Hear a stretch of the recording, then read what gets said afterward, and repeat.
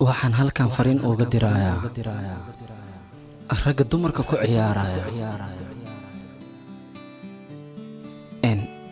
dumarka in lagu ciyaaro ma ahan wax fiican. dumarka waxay naga mudan yihiin xushmad gaar ah, waxay naga mudan yihiin inaan xaq dhowrno, weliba aan karaameyno.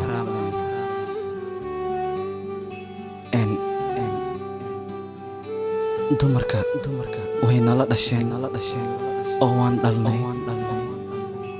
anagana wayna dhaleen. run ahaantii waxaa noolagala baahan yahay sida ukuntii inaan u xanaanaysano oo aan dhibka aan ka ilaalino, oo aan annaga qalbijab aanan ku ridin,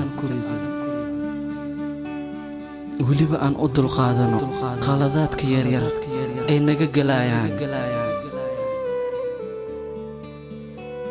kaale soo xasuuso, adiga hooyadaa waa dumar, dhibaatada ay kaa soo martay 9 bilood iyo sugod ayay caloosha kugu soo waday. ayadana waa dumar. adiga maanta xaaskaaga haddii ay uur qaado, waad aragta ayaan u malaynayaa rafaadka ay marayso. annaga waan baxnaa oo waan soo shaqaynaa oo keliya. shaqada aan soo shaqayno 5 jibaarkeeda ayadana way haysaa. ninkaaga cawada raashinka aad u kari rato ma ka heli doonaa mise ayay ka fikiraysaa.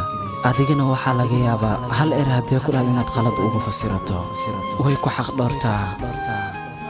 maxaa diida adigana inaad xaq dhowrto? maanta waxaad arkaysaa nin naag xiriir la leh haddana la socdo, ayadoo jecel haddana ka tagaayo. kale waxaas ma fiicno. laga yaabe qaladka aad ayada ka gashay adiguna inay kaa goosi mid kale. runtaa waxay tahay adigoo ujeedid wanaagga lama doorbido xumaanta. tan waa iga waano. dumarkeena aan ilaashano. qaladaadka qaar ee naga galayaan annaga yaanan u qabanin, oo aan aragno wanaagga faraha badan iyo kalgaceylka iyo naxariista ayna siinayaan. waan hubaa haddii ay xumaata ku dhahdo oo aad naxariis ugu beddesho in ay ayada